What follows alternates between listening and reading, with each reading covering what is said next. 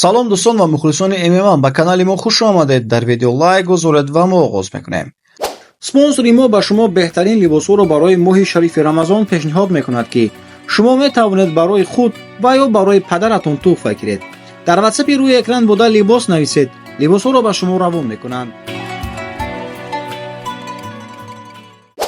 дурабшон Абутов бо камарбанди UFC дар шабакаи инстаграмаш расм гузошта чунин навиштааст: иншоаллоҳ як рӯз бо хоси худо ман ин камарбандро мегирам.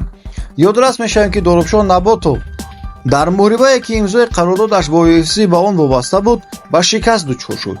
ӯ дар рақобат бо размкор аз Бразилия Матеус Камелио мағлуб шуд. рақобати варзишгарон дар вазни сабук тамоми муддати вақти пешбинишуда идома ёфта, бо қарори якҷонаи доварон Матеус ғолиб дониста шуд. гарчанде ки Дурабшон ҳадафи худро пурра амалӣ карда натавонист, ба он хеле наздик шуд. чизи муҳим ин аст ки ӯ роҳафтода нашуда кори худро идома диҳад. агар ӯ бо ҳамин иродаи қавӣ пеш равад, имкони навбатӣ пайвастан ба UFC дар оянда аз эҳтимол дур нест, бахусус ки ҳоло номи ӯ шинохта шудааст ва ин маънои онро дорад ки ҳама чиз ҳоло аз даст нарафтааст. образи пурсаросадои Ислом Махачев 25 миллион рубл арзёбе карда шуд. ин образро варзишгар махсус барои нишасти матбуотии мусобиқаи UFC 311 ба бар намуд.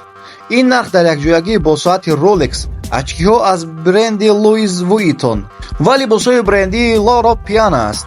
бояд гуфт ки дар мусобиқаи UFC 311 Ислом Махачев бо Ренато Мойкано вохӯрд, ки ӯро Ислом дар даври якум бо услуи буғӣ шикаст дод. дар Арабистони Саудӣ санаи 1 феврал мусобиқаи навбатии UFC баргузор мешавад ки дар он ду варзишгар аз вазни нимсабук Муҳаммад Наимов ва Кан Офли бо ҳам рақобат мекунанд. мусобиқаи UFC Fight Night 250 дар шаҳри Эр-Рёд дар аренаи Kingdom Arena баргузор мегардад. мусобиқаи дар пеш истода байни ду варзишгари комилан бо услубҳои гуногун ба назар мерасад. Наимов варзишгаре аст ки дар стойка бисёр хуб меҷангад, аммо шикаст додани ҳарифро барояш асосан дар барба имкон фароҳам меорад. Офли аз тарафи дигар метавонад кӯшиш кунад ки муборизаи худро ба партер интиқол диҳад ва аз ҷиу-ҷитсои худ истифода барад. аммо бояд фаромӯш накард ки ӯро мутахассиси пуртаҷриба на танҳо дар стойка, инчунин дар барба интизор аст. Наимов шояд рақобатро бо зарбаҳо оғоз кунад ва кӯшиш намояд ки фосиларо мустаҳкам нигоҳ дорад. агар Офли талош кунад ки муборизаро ба партер баргардонад, пас Наимов омода аст ва медонад ки чӣ гуна беҳтарин роҳро барои ҳимоя анҷом диҳад. муҳаммад аллакай дар муҳорибаҳо бо ҳарифони қавӣ нағз баромад карда худро нишон додааст ва дар ин рақобат фаворит мебошад.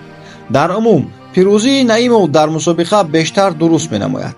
ӯ на танҳо дар стойка аз Офли фарқ мекунад, балки дар барба низ бо таҷрибаи хубаш дар UFC яке аз нишондиҳандаҳои бартариаш мебошад.